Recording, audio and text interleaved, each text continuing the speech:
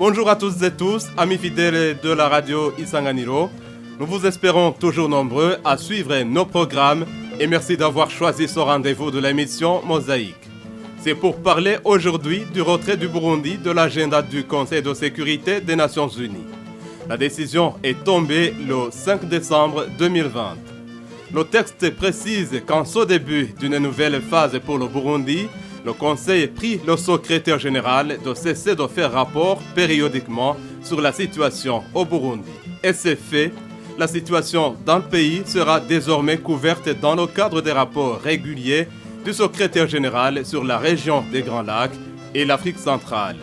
En septembre 2016, l'ONU avait mis en place une commission d'enquête sur la situation des droits de l'homme au Burundi suite aux événements de 2015. C'est fini donc avec les rapports périodiques sur la situation au Burundi, qui par ailleurs étaient contestés à plusieurs reprises par le gouvernement. Quelle est alors la valeur ajoutée par rapport à cette déclaration du Conseil de sécurité de l'ONU? Serait-ce une victoire pour le Burundi et les Burundais? Quelle incidence au niveau des droits de l'homme, au niveau économique et social? Qu'est-ce que le gouvernement burundais et les Nations Unies comptent gagner d'un côté comme de l'autre? Et d'autres interrogations, probablement. Nous avons 3 invités sur le plateau. Ambassadeur Albert Shingiro, c'est un honneur de vous accueillir dans notre studio. Vous êtes le ministre burundais des Affaires étrangères et de la coopération internationale. Vous étiez même ambassadeur du Burundi auprès de l'ONU lors de ces événements qui étaient nés en 2015. Bonjour et bienvenue, Excellence. Bonjour, je vous remercie. Je salue les invités qui sont ici sur le plateau et je salue aussi les auditeurs. Je vous remercie. Docteur Sixte Vignini Muraba, vous êtes le président de la Commission nationale indépendante des droits de l'homme au Burundi, CNIDH. Bonjour et bienvenue, docteur. Bonjour, je profite de l'occasion pour vous remercier de nous avoir invités pour cette émission, mais aussi saluer les collègues ici présents. Et puis, nous sommes avec vous, Faustin Dikumana. Vous êtes consultant indépendant, économiste, défenseur des droits de la personne humaine. Bonjour et bienvenue. Bonjour, et je vous remercie de m'avoir invité. Je salue les autres invités ici, les auditeurs. La mise en onde est assurée par Séraphine Hakizimana, prise d'images de Renaud Nyongheza et Dorine Ouimana, réalisation de Jérôme Nyonzima et au micro, Léon Sebitarivo. Encore une fois, bonjour ou bonsoir et bienvenue à cette émission. La toute première question, permettez que je l'adresse d'abord à vous, Excellence et Monsieur le Ministre. Vous avez accueilli avec enthousiasme, selon une déclaration à travers votre compte Twitter, la déclaration présidentielle du Conseil de sécurité des Nations Unies sur le retrait formel du Burundi de l'agenda du Conseil de sécurité. Vous affichez en tout cas une joie pour vous et pour le gouvernement sans doute. Sur quoi se fonde de façon explicite cette joie, cet enthousiasme, Monsieur le Ministre? Bon, merci beaucoup. Comme vous le dites, j'ai bien accueilli ces décisions historiques du Conseil de sécurité portant retrait du Burundi sur l'agenda de ce Conseil. Donc, c'est une grande victoire pour le Burundi, les Burundais, les amis du Burundi et même pour les Nations Unies, parce que nous allons sortir des relations conflictuelles qui existaient entre le Burundi et certains partenaires depuis 2015 pour des raisons que tout le monde connaît. Mais maintenant, c'est aussi une reconnaissance que la paix, la stabilité est rétablie au Burundi. Donc, nous sommes très satisfaits à ce sujet. Et nous pensons que cette décision historique aura un impact sur plusieurs domaines de la vie de la nation et je vous remercie. Sinon, si un pays figure sur l'agenda du Conseil de sécurité des Nations Unies, qu'est-ce que ça signifie et qu'est-ce qui a changé? Bon, vous savez, pour être sur l'agenda du Conseil de sécurité des Nations Unies, il y a un préalable majeur. D'abord, il faut que ce pays soit une menace à la paix et à la sécurité internationale. Deuxièmement, il faut que les pays membres du Conseil de sécurité décident que ce pays soit effectivement sur l'agenda du Conseil de sécurité.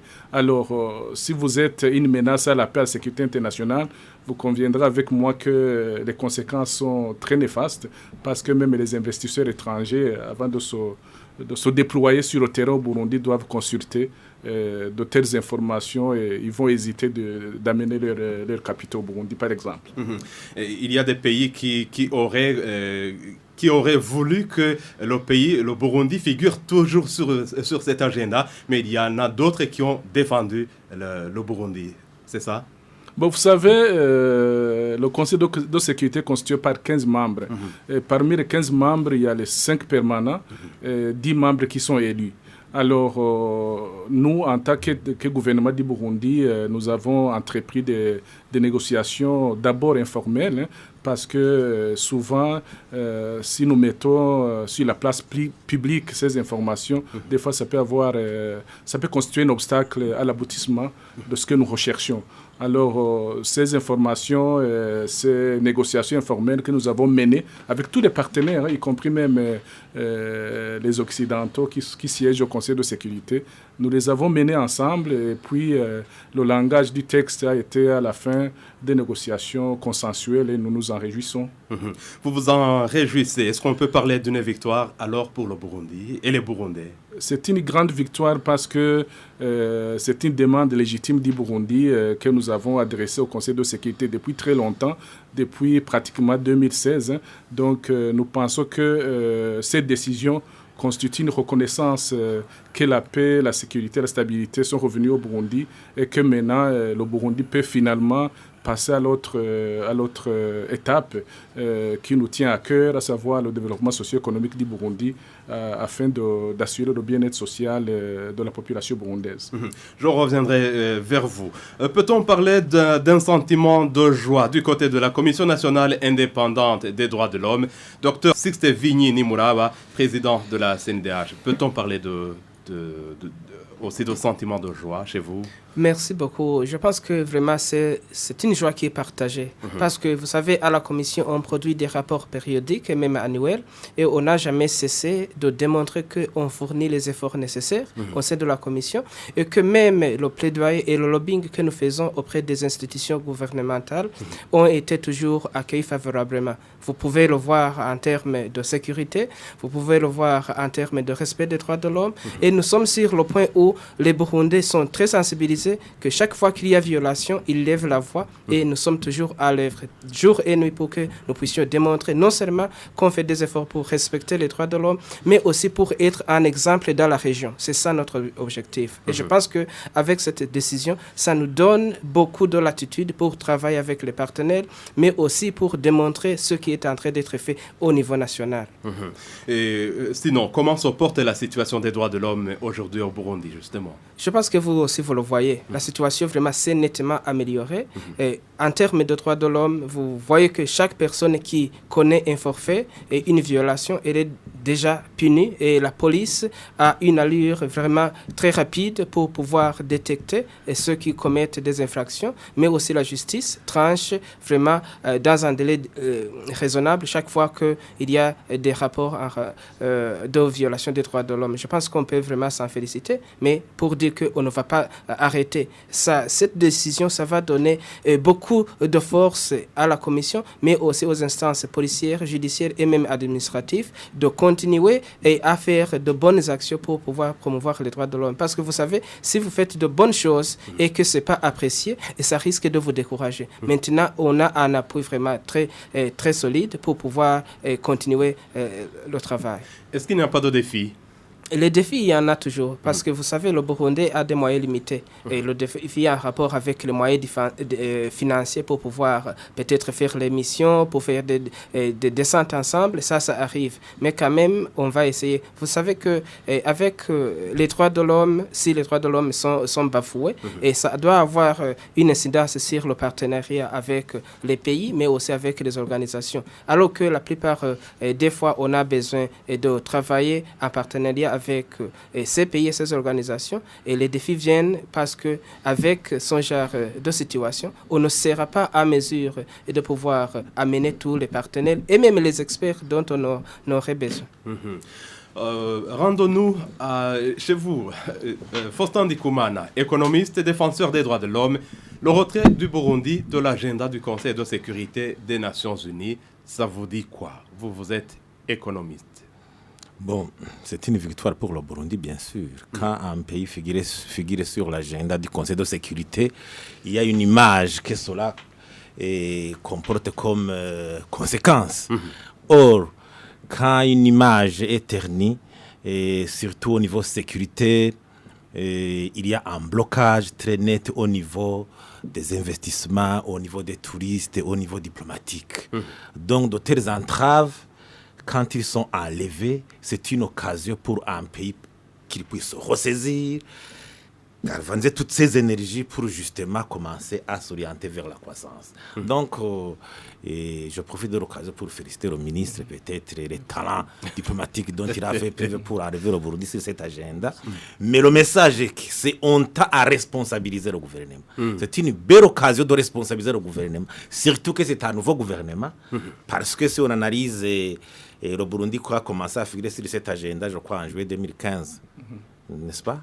En juillet 2015. Si on compare la situation du Burundi en juillet 2015 et aujourd'hui, il y a quand même une nette amélioration au niveau de la stabilité institutionnelle. Donc, je dois dire que le nouveau gouvernement devrait saisir cette occasion pour s'attaquer aux défis de façon responsable. Donc, c'est un message très fort qui doit être intéressé par le gouvernement parce que les défis restent nombreux, certes, mais c'est une façon quand même de vous montrer au gouvernement que en créant une dynamique de rassemblement citoyen, le gouvernement doit commencer à s'attaquer à ces défis de pauvreté, de droits de l'homme, de corruption. Il y a les défis restent nombreux, certes. Il y a la commission indépendante des droits de l'homme, justement, dont le président est ici. Je dois dire que cette occasion, pour moi, elle est chère. Maintenant, le gouvernement doit se sentir beaucoup plus redevable et il va faire preuve de son travail et de ses résultats. De façon un peu explicite, c'est quoi ce message que les Nations Unies adressent au gouvernement burundais à travers cette déclaration? Le Burundi figurait sur l'agenda des Nations Unies. Oui. Donc, comme le ministre a dit, c'est un pays qui menace la sécurité. Donc, il y a tendance à ce qu'on prenne des mesures pour aider le Burundi, pour accompagner le Burundi régulièrement. Mais aujourd'hui, on dit, le nouveau gouvernement, il est là. Il y a justement une nette amélioration au niveau des droits de l'homme, au niveau de la stabilité institutionnelle. Les institutions reconnues par la communauté internationale, elles sont là. Les institutions élues qui sont reconnues au niveau intérieur, elles sont là. Ce n'est pas la même situation que la crise institutionnelle de 2015 où il y avait même au niveau macro-politique un problème de stabilité institutionnelle. Donc cette occasion, elle est très forte parce que quand un pays a un minimum de stabilité institutionnelle, il faut lui donner l'occasion de faire preuve de sa capacité de s'attaquer aux problèmes qui hantent le citoyen. On ne peut pas dire que le Burundi n'a pas de défis. Les défis restent nombreux. Mais le gouvernement, le ministre, il est là. C'est un message fort. Responsabilisez-vous. Montrez votre capacité à ce que le Burundi se stabilise davantage et rompt avec le passé douloureux, avec le passé sombre et lourd. Il faut que alors le gouvernement prenne cette occasion comme une aubaine très chère. Donc la décision du Conseil de l'ONU aura quelle incidence alors sur les droits de l'homme dans le pays? Bon, je dois dire que incidence sur les droits de l'homme, donc le gouvernement, comme je dis que le gouvernement doit se sentir beaucoup plus responsable, c'est une énergie nouvelle, le gouvernement doit prouver cette capacité, sinon, si la situation ne s'améliore pas, ça serait une tendance de nous faire reculer encore une fois. Donc, je donne le bénéfice du doute au gouvernement. J'ai confiance que cette occasion, le gouvernement doit la saisir. Donc, vous avez parlé tantôt d'une image. Donc, le Burundi a une nouvelle image devant le Conseil de sécurité. Les relations avec l'ONU vont s'améliorer. Le balai diplomatique, maintenant, le mouvement diplomatique va commencer à être amélioré. Le Burundi, vraiment, c'est une occasion nouvelle. Vraiment, c'est une ère nouvelle qui devrait permettre à ce que l'énergie soit là. Non pas dire une victoire, maintenant, les délices de Kapou, c'est fini. Non, c'est le commencement d'un grand voyage pour que le Burundi se stabilise, mais avec une responsabilisation nette du gouvernement dans un contexte de souveraineté nationale. Commencement d'un long voyage, vous l'entendez de cette manière. Excellence, monsieur le ministre. Mais vous savez, nous l'avons toujours dit, après l'installation des nouvelles institutions démocratiquement élues, qui sont là au terme d'un processus électoral historique, qui a été marqué par une transition politique historique pour la première fois. Donc nous pensons que la présence des Nations Unies à caractère politique n'est plus opportune. Donc maintenant, nous avons besoin d'une présence à caractère socio-économique pour accompagner le gouvernement du Burundi, par exemple, à mettre en œuvre le plan national de développement, les grandes priorités du président de la République, les 6 grandes priorités du président, qui sont quand même citées dans la déclaration présidentielle du Conseil de sécurité. Donc, ce long voyage, c'est un voyage sur le plan de développement socio-économique. C'est ça qui est très nécessaire, pour la population burundaise, pour que chaque ménage ait quelque chose, où chaque Burundais ait de l'argent dans sa poche, de la nourriture à manger, selon... ce n'est pas un slogan de campagne, c'est une vision de notre président de la République. Est-ce qu'on peut dire qu'aujourd'hui, les relations diplomatiques avec les autres nations, elles vont en s'améliorant? Vous savez, je ne sais pas si vous avez suivi, les bonnes nouvelles tombent en cascade. Hein. Donc, cette décision du Conseil de sécurité tombe quelques semaines après celle de l'Organisation internationale de la francophonie, l'OIF, qui a aussi décidé de façon souveraine de lever les sanctions qui avaient été prises pratiquement à partir de 2015. Donc, cette décision de lever les sanctions de l'OIF, et puis un mois plus tard, le Conseil de sécurité des Nations Unies, vous allez voir que d'autres partenaires, notamment ceux de l'Union européenne, vont aussi suivre pour enlever les sanctions injustes qu'ils ont prises contre le Burundi. Nous sommes en contact avec eux. Ils sont de bonne foi. Nous sommes de bonne foi. Nous allons entamer des discussions, des échanges pour pouvoir cheminer ensemble afin de lever ces sanctions le plus rapidement possible. Justement, il y a une question sur ça. Est-ce qu'on peut dire que c'est bientôt fini, ces sanctions qui avaient été prises par certains pays partenaires contre le Burundi, dont l'Union européenne, par exemple? Vous savez, le Conseil de sécurité est constitué par 15 membres. Et parmi les 15 membres, il y a les membres de l'Union européenne qui sont aussi membres du Conseil de sécurité. Ça veut dire que la déclaration présidentielle du Conseil a été aussi adoptée par ces Européens, en quelque sorte. C'est aussi pour vous dire que cette décision va influencer les décisions prochaines des pays de l'Union européenne. Nous allons entamer très prochainement des entretiens dans un esprit d'ouverture et de confiance mutuelle avec ces pays-là. Nous pensons que de commun accord, nous allons pouvoir enlever très rapidement ces sanctions parce que ils ont des conséquences néfastes pour les deux parties. Donc nous voulons revenir à l'ancien amour d'avant 2015 entre le Burundi et ses partenaires européens, qui, comme vous le savez, sont des partenaires aussi importants pour la plupart des pays africains. Mais nous voulons des relations, bien sûr, sur base d'une coopération mutuellement respectueuse et avantageuse. Et voilà. vos attentes, les attentes du gouvernement par rapport aux relations économiques et diplomatiques entre le Burundi et les autres nations, les attentes, c'est comment? Vous savez, moi, selon mes projections, 2021 sera une belle année de coopération. Un retour sur la scène internationale du Burundi.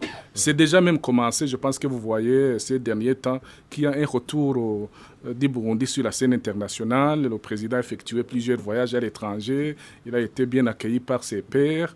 Il y a beaucoup d'envoyés spéciaux qui viennent au Burundi ces derniers temps.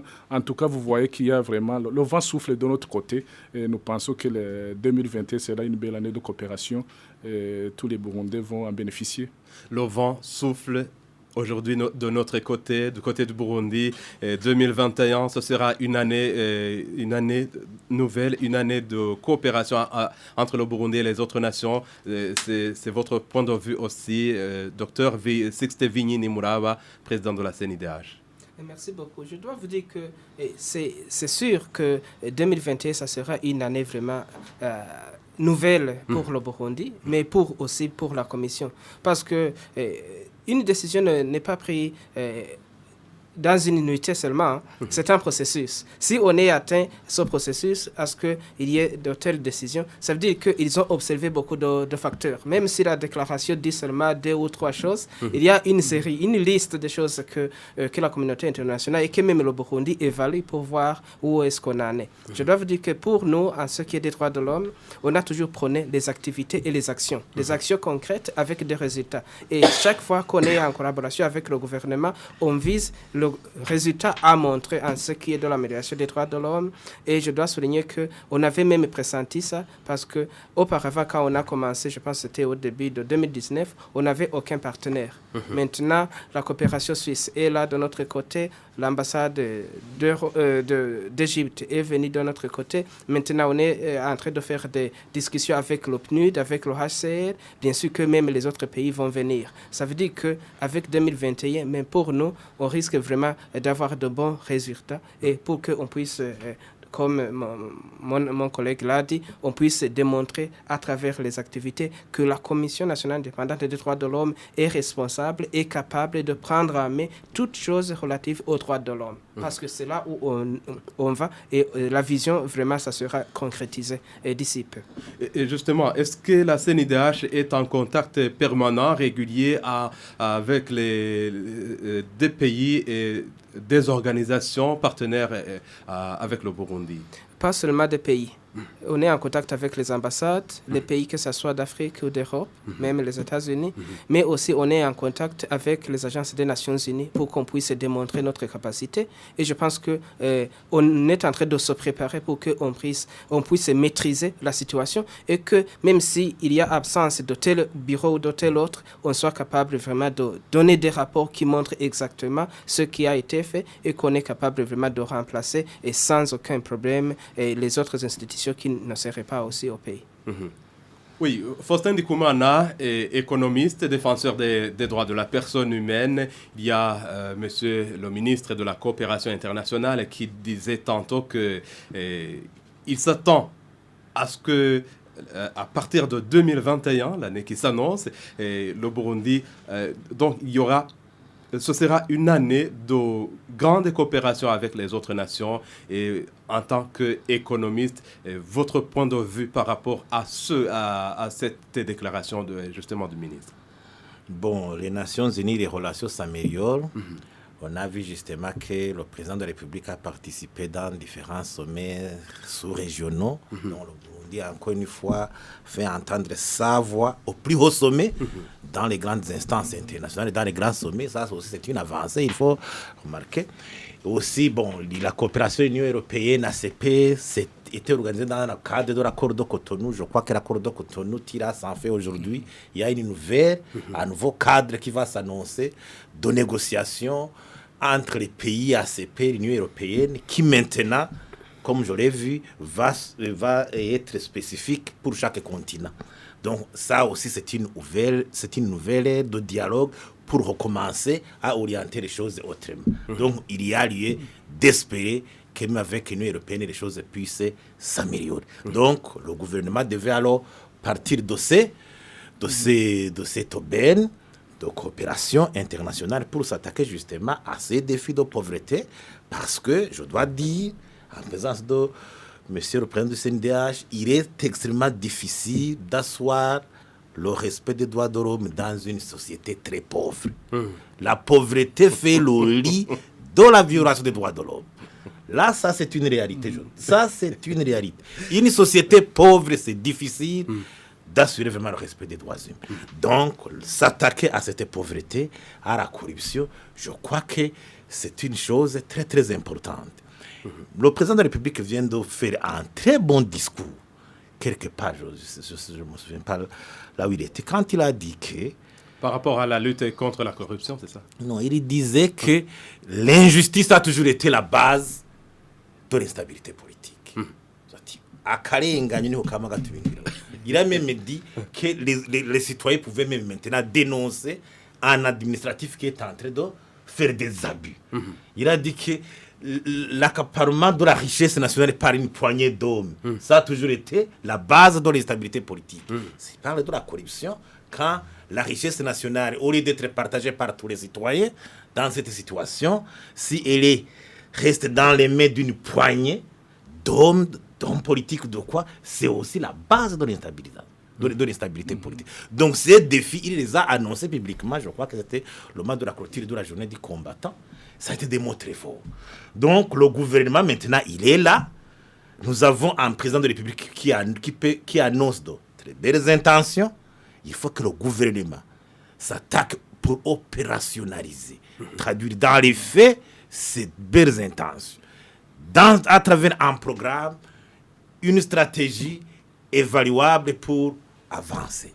Donc, le président, son intention, elle est bonne. Il faut que le gouvernement, alors, qui doit être comme l'appareil technique pour concrétiser, opérationnaliser l'orientation politique du chef de l'État.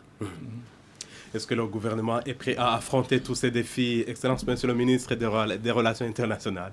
Mais vous savez, le président de la République l'a bien dit, qu'il va s'attaquer très sérieusement à la lutte contre la pauvreté.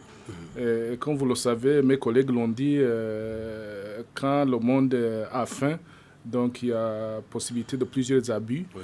Donc nous pensons que le gouvernement va sérieusement s'attaquer aux causes profondes des conflits, aux causes profondes des malentendus sociopolitiques.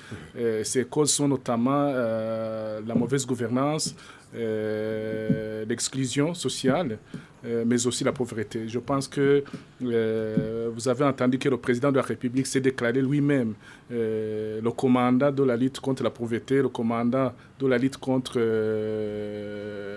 la corruption, le commandant du développement. Donc, c'est lui le commandant, nous sommes ses lieutenants et nous allons encadrer la population pour que ce défi commun soit relevé dans un proche avenir. Voilà. Et sinon, la décision a été prise. Le Burundi est retiré de cet agenda du Conseil de sécurité des Nations Unies. Peut-on parler davantage des deux côtés, je dis bien du côté du Burundi et du côté des Nations Unies avec cette décision? Oui, tout à fait. C'est un avantage de deux côtés parce que, vous savez, nous étions pratiquement en format relation conflictuelle depuis 2015. Et maintenant, nous allons travailler en harmonie ensemble et puis pouvoir adopter des projets de commun accord. Et surtout, le fait que le Conseil vient de mettre fin à la présence des Nations Unies au Burundi à caractère politique. Cela signifie que les Nations Unies viennent de déclarer que les Burundais sont matures politiquement pour gérer leurs propres affaires politiques. Donc, nous allons nous approprier pleinement de notre gouvernance politique, économique et culturelle, etc. Et laisser les partenaires, les Nations Unies, nous accompagner uniquement sur le plan socio-économique à travers la mise en œuvre du plan national de développement. Voilà. Et, Excellence, Monsieur le ministre, lors de ces événements de 2015, vous étiez ambassadeur du Burundi auprès des Nations Unies. Et qu'est-ce qui vous dérangeait lorsque les Nations Unies gardaient sur le Burundi sur cet agenda du Conseil de sécurité? En tout cas, vous étiez gêné, monsieur le ministre. Il se peut que vous avez connu des difficultés. C'est tout à fait normal, parce que quand les Nations Unies organisent des réunions en cascade sur le Burundi, et vous étiez là, cela signifie que nous étions sur la défensive tous les jours. Donc, ce n'était pas facile, mais comme vous le savez, la diplomatie est le reflet de ce qui se passe dans le pays. Quand dans le pays tout se passe bien, on a aussi de la facilité au niveau de la diplomatie. Donc, j'étais sur la défensive tout le temps, mais j'ai bien tenu. Vous aviez des soutiens? Oui, tout à fait, bien sûr, je cherchais des soutiens de part et d'autre. C'est pour cela que j'ai tenu. Sinon, il y aurait des milliers de casques bleus au Burundi. Aujourd'hui, on serait dans une période de transition politique maintenant. Donc, je pense qu'il y a lieu de se féliciter que le Burundi est resté debout. Je suis fier du combat que j'ai mené sur l'orientation de mes chefs. Comme vous savez, le premier diplomate du pays, c'est le président de la République. Donc, je recevais chaque fois des orientations du président de la République, tout en mettant, bien sûr, une touche personnelle dans ma carrière diplomatique. Et la Commission nationale indépendante des droits de l'homme, est-ce que vous étiez aussi en contact? Oui, mais tout à fait. Vous savez, nous, les droits de l'homme, nous attachons une grande importance à la question de la protection et de la promotion des droits de l'homme. Ça, c'est clair. Nous avons les mêmes objectifs que les Européens, sur ce point-là. Mais le problème, c'est comment y arriver et par quelle voie il faut y arriver. Donc, c'est ça qui diffère. Sinon, l'objectif commun pour tous les pays, c'est de promouvoir et protéger les droits de l'homme. Nous sommes seulement contre la politisation des droits de l'homme ou l'usage des droits de l'homme pour réguler la politique dans les pays du Sud. Regardez par exemple, si un mécanisme X des Nations Unies est créé et que certains pays qui ont la main longue utilisent ce mécanisme pour réguler la politique dans les pays du Sud, décider à la place des citoyens africains, décider qui va être président, décider qui va être ministre. Ce n'est pas cela que nous voulons. Mais la promotion des droits de l'homme doit se passer à travers une coopération mutuellement bénéfique et respectueuse, notamment par l'assistance technique et le renforcement des capacités des mécanismes nationaux chargés de ces questions-là, dont notamment la CNDH et d'autres mécanismes nationaux. C'est extrêmement important. Politisation des droits de l'homme. Est-ce que il se peut qu'on en a parlé aussi pour le Burundi en ces périodes-là, docteur Sixte Vinyini-Moula, président de la commission? Je pense que la politisation, c'est une chose réelle. Tout le monde le connaît. Mais l'essentiel pour nous et aussi pour la Commission, c'est que nous avons fourni des efforts un peu exceptionnels pour pouvoir expliquer notre visée, mais aussi défendre le pays à travers des actes et des actions concrètes. Parce que si vous avez fait des interventions et que vous avez le résultat en collaboration avec les membres du gouvernement, le résultat est palpable, vous ne pouvez pas nier. Et je pense que même le résultat qu'on atteint maintenant, c'est qu'il y a eu des résultats que vous ne pouvez pas nier. S'il y a la sécurité et la paix, ça c'est la réalité que vous ne pouvez pas nier. Donc ça veut dire qu'on essaie chaque fois d'être vigilant pour qu'on ne puisse pas tomber dans son piège. Parce que les droits de l'homme, c'est une affaire complexe et que vous devez toujours réfléchir avant de réagir. C'est aussi votre point de vue, Faustin Ndikoumana, politisation des... Qui est perceptible, et plus vous êtes pauvre, plus vous avalez de la couleuvre au niveau des questions des droits humains. C'est tout à fait normal. Mais je dois dire que la question des droits humains devait être une préoccupation des autorités d'abord. Parce que les droits de l'homme, ce sont les droits des Burundais. Ce ne sont pas les droits des Français, des Togolais, ce sont les droits des Burundais. Si on tente à politiser la question des droits de l'homme, on peut, au niveau diplomatique, justement, faire son travail, mais ça n'exonère pas les institutions de continuer à travailler ou bien aussi essayer de couvrir ceux qui violaient les droits de l'homme, soi-disant qu'on est en train aussi de lutter contre la politisation des droits humains. Donc, si quelqu'un se rend coupable d'une violation des droits de l'homme, il faut qu'elle soit punie. Donc, que ce soit une autorité ou supérieure, une autorité subalterne, il faut qu'elle réponde vraiment devant la justice de ses actes. Donc la politisation peut être au niveau macro-politique, mais je dois dire que ça n'exonère pas un gouvernement de continuer à être sensible sur les questions des droits de l'homme de ses citoyens.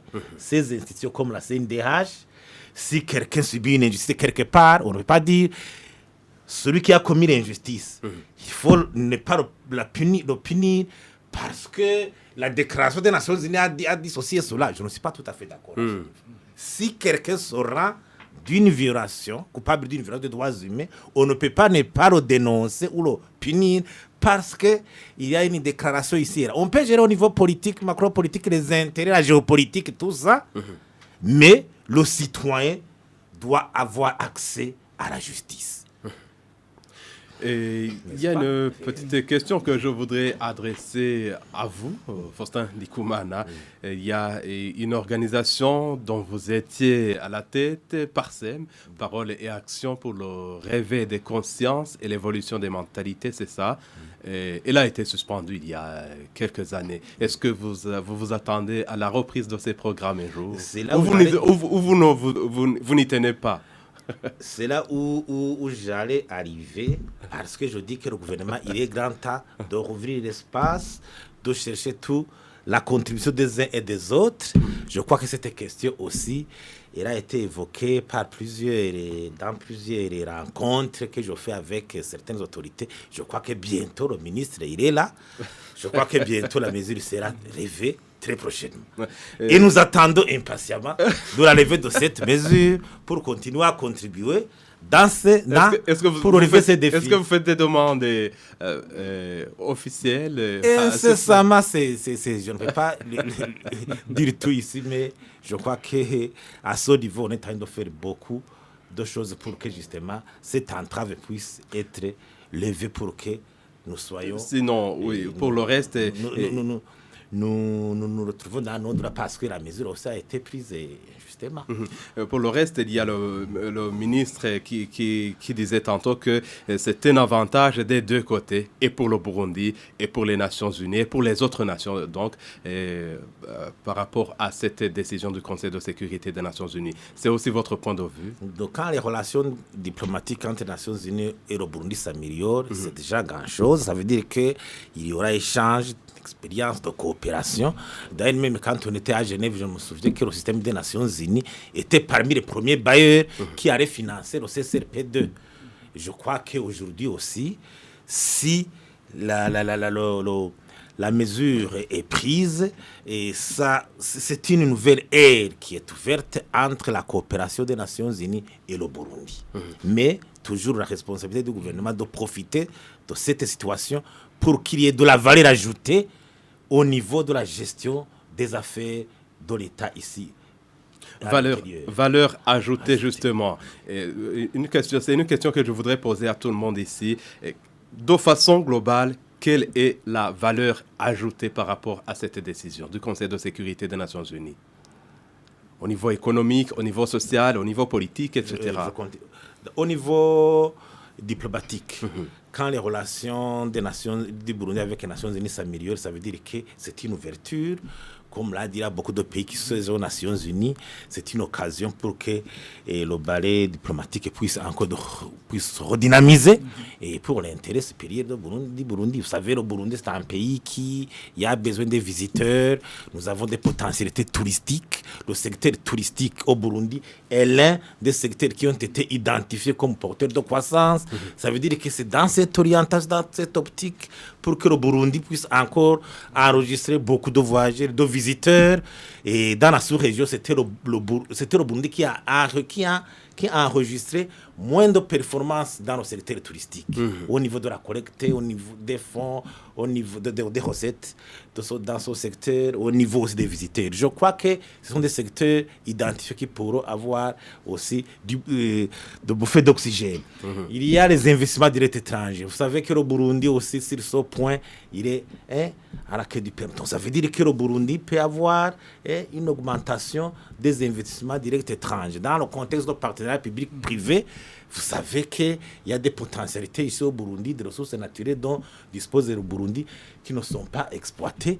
C'est une occasion d'avoir des investissements parce que nous souffrons beaucoup du manque de capitaux pour investir. Donc, ce sont tous ces avantages qui pourraient, si une fois justement le gouvernement s'y engage pour que cette valeur ajoutée profite à tout le monde, ça peut même descendre jusqu'au petit citoyen. On parle aussi de manque de devises.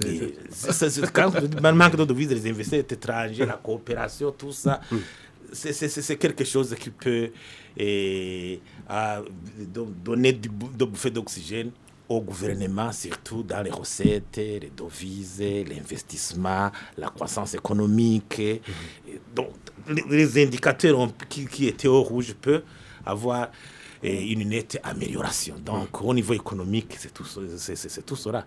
Un pays alors qui est parmi les pays les plus pauvres, cette mesure, vraiment, c'est une mesure qui donne de l'espoir. C'est une mesure salutaire. Excellence, Monsieur le ministre.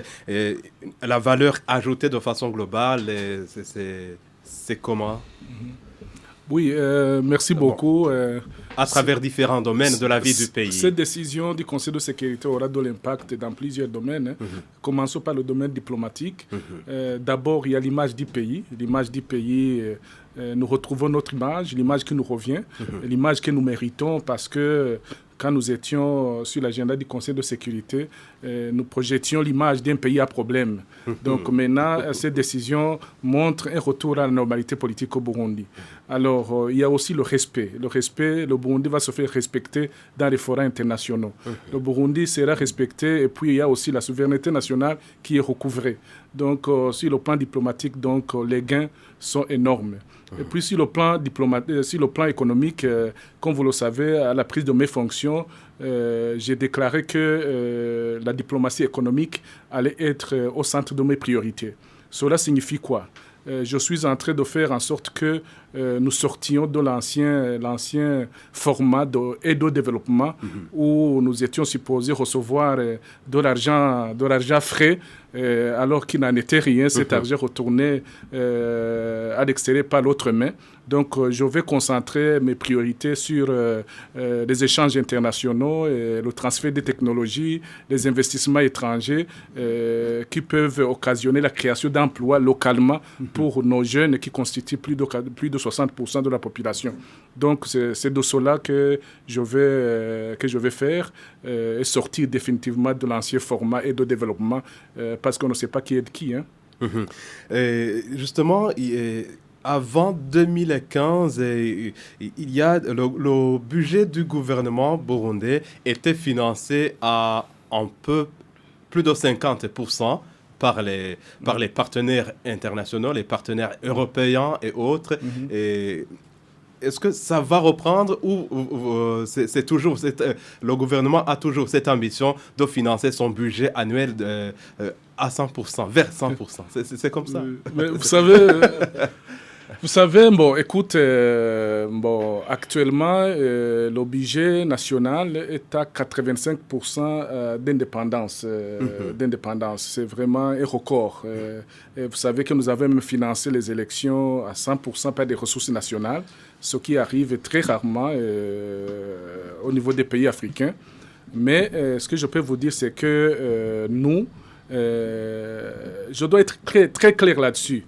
Nous n'allons pas accepter que des étrangers financent notre budget de fonctionnement. Alors nous allons continuer. La décision, elle est déjà là. Elle est claire, elle ne recule pas. Cela signifie que le budget de fonctionnement du gouvernement, nous allons, le contribuable burundais va continuer à financer ce budget-là. Néanmoins, les budgets d'investissement, nous allons garder les relations avec les partenaires pour qu'il y ait de l'injection des moyens au niveau des projets d'investissement qui peuvent occasionner la création d'emplois. Donc, il y a une différence. Budget d'investissement, budget de fonctionnement. Tout à fait. La différence est très, très nette. Donc, nous allons continuer à recevoir des appuis au niveau des investissements. Sinon, au niveau du gouvernement, nous allons continuer à accroître le taux d'indépendance de notre budget national. Nous pensons que d'ici 2 ans ou 3 ans, les 15% qui restent pour avoir un budget de fonctionnement 100%, financé à 100% par des ressources nationales, je pense que nous allons atteindre 100% dans les prochaines années. Voilà. Monsieur le Président de la Commission nationale indépendante des droits de l'homme, Sixte Vigny Nimuraba, un mot à dire aussi de votre part par rapport à cette valeur ajoutée à travers différents domaines de la vie du pays et par rapport justement à ce financement. Deux façons de financement du budget de fonctionnement et financement du budget d'investissement. Oui, je dois commencer par la dernière en rapport avec la différence entre le budget de fonctionnement et le budget d'investissement. Pour nous, on prône toujours l'indépendance. Et je pense que le Burundi devrait prôner l'indépendance avant toute chose. Et si vous êtes indépendant, vous devez être indépendant non seulement politiquement, mais aussi économiquement. Parce qu'il n'y a pas d'indépendance politique si vous n'avez pas d'indépendance économique. Ça veut dire que je soutiens cette idée. Mais quand même pour l'investissement et aussi pour les autres activités clés que le Burundi aura sollicitées, je pense que ça serait bien que les bailleurs ou même les partenaires étrangers puissent vraiment venir appuyer. Pour la première chose, en rapport avec quelque chose en rapport avec la valeur ajoutée, je dois dire, avec la décision, il y a quelque chose que j'espère qu'il va changer. Les Burundais ne vont pas continuer à grande allure à vendre des mensonges. Parce que vous voyez que la vérité, après juste quelques temps, ça finit par venir. Donc, ça veut dire que les gens qui peuvent penser qu'ils peuvent toujours chercher des choses à publier ou même à avancer qui ne sont pas fondées, et ce qui n'implique pas qu'on ne va pas continuer à faire d'avoir notre responsabilité. Donc, la lutte contre les mensonges, il voit qu'il y a toujours une fin. Autre chose, ça va favoriser le partenariat. Parce que du moment où vous avez la confiance avec le partenaire, donc le partenaire est prêt à avoir confiance en vous. Et vous savez que le manque de confiance a beaucoup d'impact négatif. Parce que si vous ne croyez pas à la personne, même si vous apporte de l'eau à boire, vous allez penser que c'est du poison. Ça veut dire que ça va aider. Autre chose, je pense que ça va aider les Burundais à contribuer positivement en ce qui est de la coopération et de la sécurité. Je dois souligner ici qu'il faut que quand même on éveille la conscience des Burundais pour qu'il n'y ait pas de Burundais qui continuent à parler de mauvaises choses envers son pays, parce que le patriotisme doit être renforcé.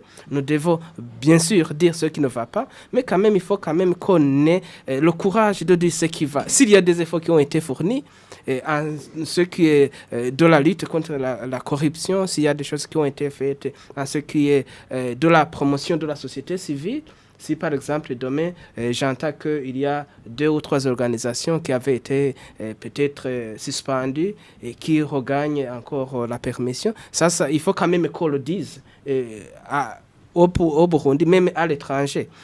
Autre chose, il faut quand même qu'on lutte contre le chômage. Et avec ce partenariat, avec la levée du Burundi sur l'agenda, je pense que le plan est déjà clair pour le Burundi, le plan national de développement, mais aussi l'initiative qui est louable d'identifier les jeunes chômeurs et les sans-emploi. Il faut quand même que ces partenaires puissent prendre conscience de ces initiatives prises par le gouvernement et qu'ils puissent vraiment discuter avec le gouvernement comment aider à ce que ce défi soit levé.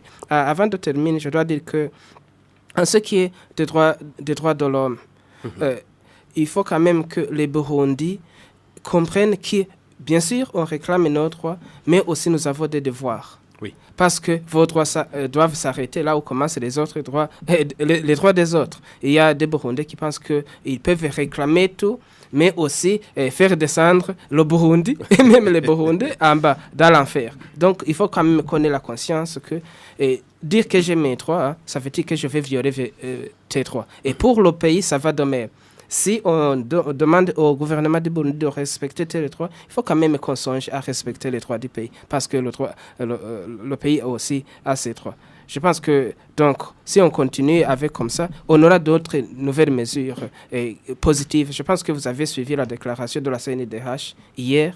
Il y a choses qu'on prône toujours et qu'on demande. On a même demandé au président de la République de voir comment libérer certains prisonniers, de voir comment donner la grâce présidentielle et tout consort. S'il y a un bon climat, ça veut dire que le Burundi aura peu de peur en ce qui est même des personnes, parce que ce qui est mauvais, c'est pas de commettre une infraction, c'est de continuer dans la même perspective. Mais si vous êtes conscient et que vous vous comportez bien, vraiment, on demande au gouvernement du Burundi, je profite de l'occasion parce qu'on a le ministre ici présent, de plaider en faveur des détenus et pour qu'on puisse vraiment donner la chance à ce que ces détenus aussi viennent contribuer au développement.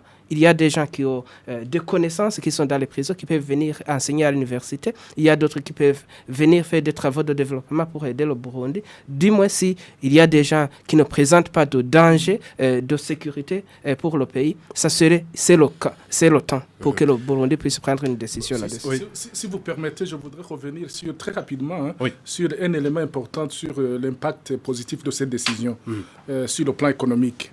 Je disais au début de l'émission que quand un pays se trouve sur l'agenda du Conseil de sécurité, les investisseurs étrangers, les touristes hésitent de venir dans ce pays-là parce qu'ils consultent l'Internet. Maintenant, c'est très facile. Avec l'Internet, ils regardent si ce pays se trouve sur l'agenda du Conseil, donc ils ne peuvent pas prendre de risques pour venir investir dans ce pays-là ou faire du tourisme. Et vous les attendez nombreux? Absolument. Dans les jours à venir. 2021 sera une belle année de coopération, je le souligne encore. Et tant que vous avez le micro, Excellence, Monsieur le Ministre, vous disiez tantôt qu'il faudra faire en sorte que le Burundi finance son budget de fonctionnement. Vous allez vous projetez jusqu'à 100% ce financement. Mais si le contribuable burundais continue à financer le budget de fonctionnement de l'État, est-ce que vous ne pensez pas que ça risque d'être de peser beaucoup plus lourd sur la population? Non, pas du tout. Pas du tout. Je pense que nous sommes avec un économiste. Tout dépend de la production dans le pays. Donc nous sommes en train d'inciter la population à produire pour augmenter la productivité dans le pays. Et cela pourra amener le contribuable burundais à continuer à financer son budget de fonctionnement. Mais vous savez, qui finance le budget national des Occidentaux? C'est eux-mêmes, c'est le contribuable occidental qui finance ça. Donc nous pouvons faire la même chose, mais au niveau du budget des investissements, nous allons solliciter les partenaires et comme ça, les deux budgets se complètent parce que s'il y a des investissements ici et que le gouvernement se prend en charge sur le plan fonctionnement, c'est extrêmement important. Imaginez-vous, si quelqu'un vous donne à manger, est-ce que cette personne n'a pas du pouvoir sur vous? Donc, nous ne voulons pas que, par exemple, les salaires des fonctionnaires soient payés par un budget provenant d'un État étranger. Donc, cela risque d'altérer en quelque sorte la fierté du pays et aussi la souveraineté du pays. Donc, nous sommes très ouverts pour les investissements, mais pour le budget national, nous continuons à encourager la population, à accroître la production, lutter contre la pauvreté, accroître la croissance économique. Donc, je suis avec un économiste qui pourra peut-être m'épauler. Je ne suis pas spécialiste dans ce domaine-là. Justement, Faustin Ndikumana, est-ce que vous avez un mot à placer? Il faut une prudence, parce que quand on dit un budget d'un pays, le budget est unique. Budget fonctionnement, budget investissement, c'est le budget de l'État. Parce que l'investissement vient justement pour renforcer même le financement du fonctionnement. On ne peut pas parler de croissance économique sans investissement. La situation actuelle du Burundi, l'état de pauvreté actuel du Burundi, exige vraiment une relance économique viable. Une relance économique. Alors, dire que le gouvernement, je dois dire que le gouvernement plutôt devrait pencher à faire une stratégie globale de mobilisation des ressources intérieures et extérieures. Que ce soit des dons, que ce soit des emprunts, que ce soit quoi, mais on doit faire une stratégie de mobilisation des fonds. Parce qu'aujourd'hui, nous avons besoin de la construction des barrages, de l'énergie, des routes, vous voyez l'état des routes maintenant, équiper nos écoles. Les écoles de métier ne sont pas équipées. On ne peut pas dire on a un peu de fonctionnement alors que même nos écoles de métier ne sont pas équipées. Quand on veut, par exemple, à engager les enseignants, recruter les enseignants, on ne recrute pas un nombre suffisant. Arrête dans les directions scolaires, dans les DPE, on dit direction provinciale de Chibitoke. On a besoin, par exemple, d'un tel nombre d'enseignants. Mais le gouvernement va embaucher, par exemple, la moitié ou le tiers. Ça veut dire qu'il y a encore un problème. Équiper nos écoles, les enseignants suffisants, l'équipement des écoles, vous savez, les livres, les quoi. Vous savez, vous voyez les défis qui se trouvent à l'enseignement. On ne peut pas redire parce qu'on a payé un salaire d'un fonctionnaire, c'est suffisant. Je dois dire, même dans les pays occidentaux, les gouvernements s'endettent. Les budgets le gouvernement français s'endette. sur les marchés financiers, sur quoi? Peut-être eux, ils ont la capacité, la confiance de s'endetter auprès des partenaires. Mais il y a des pays, comme le Burundi, qui doivent encore chercher des financements, des emprunts dans des conditions préférentielles. On ne peut pas dire que c'est l'aide publique au développement. Ce sont des financements avec des conditions préférentielles, un taux d'intérêt bas, ou bien on vous donne un crédit avec un délai de grâce de 3 ans, on commence à rembourser après 3 ans. Parce que jusqu'à maintenant, il faut plutôt que le gouvernement pense à lutter contre la pauvreté à partir même des financements extérieurs pour augmenter le nombre de contribuables. Maintenant, au Burundi, la structure de la fiscalité, 10% des contribuables financent 90% des recettes de l'État. Ça veut dire combien de Burundais qui contribuent au budget de l'État, qui paient des impôts à partir des revenus. C'est peu, c'est beaucoup. C'est peu. Il faut plutôt relancer l'économie pour augmenter le nombre de contribuables. Donc, le gouvernement a la lourde responsabilité de mobiliser les ressources extérieures pour relancer l'économie intérieure afin d'augmenter le nombre de contribuables. Si par exemple, la route est par exemple Gitega, Bujumbura, c'est une route qui relie les deux capitales. Si la route est bien modernisée, ce sont les relations économiques entre opérateurs économiques et burundais qui s'améliorent. Ce n'est pas un Burundais, un citoyen burundais qui va financer cette route. Il faut qu'il y ait l'ouverture. Donc il y a une stratégie, une stratégie globale de mobilisation des ressources. Budget fonctionnement, budget investissement. Monsieur pour le ministre, que justement cette croissance puisse financer puisse améliorer les conditions de vie des citoyens afin que justement le nombre de contribuables puisse augmenter. Il y a monsieur le ministre qui dit qu'il a un mot à dire sur ça rapidement. Très rapidement, c'est très important ce qu'il dit. Le gouvernement est en train de faire tout ce qu'il peut faire pour accroître l'assiette fiscale, pour faire la promotion de la mobilisation des ressources nationales, pour le budget de fonctionnement et des ressources extérieures pour le financement de certains projets d'investissement. Les deux se complètent, c'est très important. Nous le faisons à travers, par exemple, le civisme fiscal, le patriotisme fiscal que nous sommes en train d'inculquer auprès de la population burundaise pour que contribuer au financement, au budget de financement pour les Burundais ne soit pas un fardeau, que les Burundais le fassent de façon sportive. Voilà. Par exemple, nous avons un plan national de développement, PND. Il y a ce qu'on appelle un plan d'action prioritaire, PAP, qui de 2018 à 2021. À 2022. Donc maintenant, l'année prochaine sera 2021. Il faut par exemple qu'on fait l'exercice d'évaluer le niveau de mise en application du contenu du PAP, du plan d'action prioritaire, pour voir justement la capacité interne de mettre en application le PND, pour voir comment alors asseoir cette stratégie de mobilisation de façon globale, de façon macro. Les ressources, il doit y avoir en tout cas, il doit y avoir en tout cas des programmes macro, comme vous le dites, pour garder cette confiance qu'affiche le Burundi devant les autres nations, à travers justement cette décision du Conseil de sécurité de retirer le Burundi de cet agenda. De mobiliser les ressources et les financements. Vous avez quelque chose à dire, monsieur le président de la CNIDH. Absolument, le contexte est bon. Président de la CNIDH, nous tendons vers la fin de l'émission. Souffle de notre côté.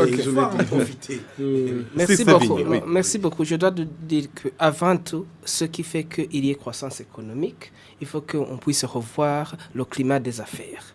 Et l'étape actuelle, c'est ça. Si donc on a enlevé le Burundi de la liste, ça veut dire que le Burundi a obligatoirement la mission de montrer exactement que le climat des affaires ici est favorable pour que les investisseurs puissent venir, mais aussi il faut quand même comprendre que la situation du Burundi est particulièrement axée sur la production interne, mais aussi sur l'agriculture. Si je vois les discours qui sont prononcés par les membres du gouvernement, on va vraiment favoriser plus l'agriculture, mais aussi l'exploitation des minéraux. Si tout ça est fait, à condition que la corruption vraiment soit sérieusement combattue pour qu'on puisse vraiment atteindre un développement. Ça sera vraiment une bonne chose. La différence entre ce budget de fonctionnement et d'investissement, bien sûr que c'est très important, mais quand même, si on ne combat pas la corruption, vraiment, très sérieusement, on ne va pas y arriver. Mais le climat des affaires,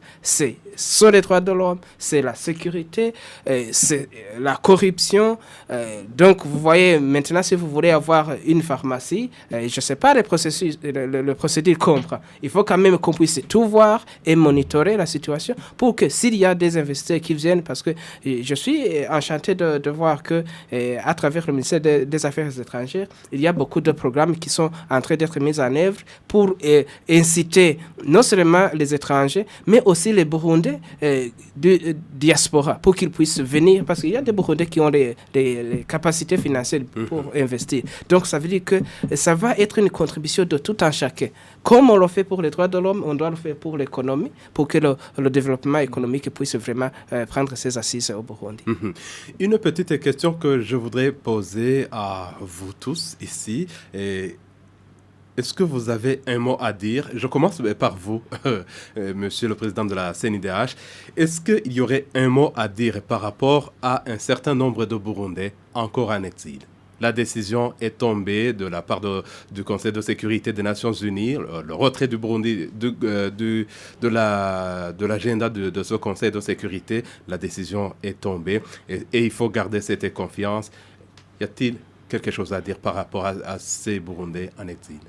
Ce que j'ai à dire, c'est d'abord de les inviter à regagner la patrie. Parce que vous ne pouvez pas être bien établi à l'étranger et dire que vous êtes à l'aise.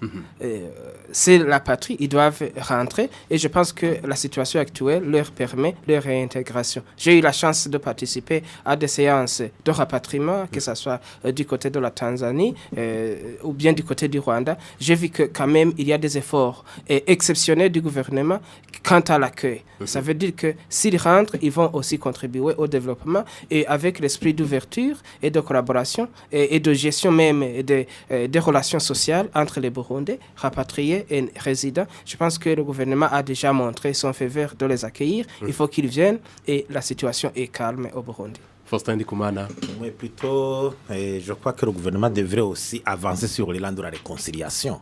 Vous savez, le Burundi a été frappé par beaucoup de crises. Et il y a la crise de 2015, il y a les crises du passé. Je crois que avec 2020, avec le nouveau gouvernement, je crois qu'il faut avancer vers la réconciliation. Les chemins sont, il faut ouvrir le débat, ouvrir l'espace, il faut que les gens s'expriment, il faut qu'à l'intérieur les défis soient débattus, il faut que tout, sans faux fouillant, il faut que les défis soient mis. Donc les chemins sont nombreux. Pour que la réconciliation puisse être une réalité. Et même ceux qui sont à l'exil, même s'il faut aller même à la grâce présidentielle, dans le cas échéant, les chemins sont nombreux pour que vraiment cette réconciliation, on la mérite. On vous dit, essayez de résoudre vos propres questions. Cette maturité, cette responsabilisation du gouvernement, il faut être aussi aller à la magnanimité. Les petits soucis, les petits problèmes, il faut vraiment nous réconcilier avec nous-mêmes pour traiter tout ce qui a fait que le Burundi tombe dans une crise. On cimente vraiment de façon définitive, on s'oriente vers la réconciliation totale et la relance économique. Donc le gouvernement pourrait profiter de cette occasion, aller même jusqu'à la grâce, quitter cet état de conflit entre partenaires politiques, avancer, venir réconciliation, une nouvelle, comme l'a dit 2021, une belle année. Un mot à placer, monsieur le ministre. Oui, comme vous le savez, les Burundais, nous assistons ces derniers temps à un retour massif des réfugiés burundais qui avaient fui le pays en 2015 donc en provenance des pays voisins, y compris certains pays qui avaient constitué des obstacles artificiels au retour des Burundais. Ces obstacles sont en train d'être levés. J'appelle ça des restrictions artificielles pour certains pays. Donc ces Burundais qui rentrent massivement, c'est un bon signal pour les autres Burundais qui hésitent encore. Parce que ce retour massif signifie qu'il y a rétablissement de la paix, de la stabilité, de la confiance entre les Burundais. Donc nous invitons tous les Burundais, y compris ceux qui hésitent encore, de rentrer au Burundi pour participer à l'édification de notre pays. Bien évidemment, il y en a qui ont des soucis, qui ont un contentieux judiciaire avec les autorités judiciaires ici. Ces gens qui ont des soucis au niveau de la justice pourra s'en occuper. Mais pour d'autres qui n'ont rien, qui ne sont pas poursuivis par la justice, bien évidemment, ils sont les bienvenus à tout moment. Même ceux qui sont poursuivis, ils peuvent rentrer, comparaître devant la justice et bénéficier du droit de la défense de leur choix. Je vous remercie. Merci beaucoup. Ambassadeur Albert Shingiro, je le rappelle que vous êtes ministre des Affaires étrangères et de la coopération internationale. Merci d'avoir été des nôtres à travers cette émission Mosaïque. Merci de votre contribution. Je vous en prie, c'est moi qui vous remercie. Merci à vous, Monsieur Sixte Vigny Nimuraba. Je rappelle que vous êtes le président de la CNIDH, Commission nationale indépendante des droits de l'homme. Merci de votre contribution à cette émission. Et je vous remercie aussi. Et merci à vous, Monsieur Faustin Ndikumana, économiste, défenseur des droits de la personne humaine. Merci d'être des nôtres à travers cette émission. Merci, c'est moi.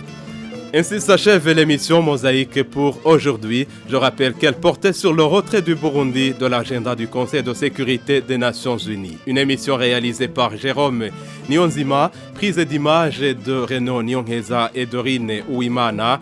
Réalisation de Jérôme Niyonzima. Au micro, vous étiez avec Léonce Bitalio. Merci de nous avoir suivis. Très bonne suite des programmes sur Radio Isanganiro. À la prochaine.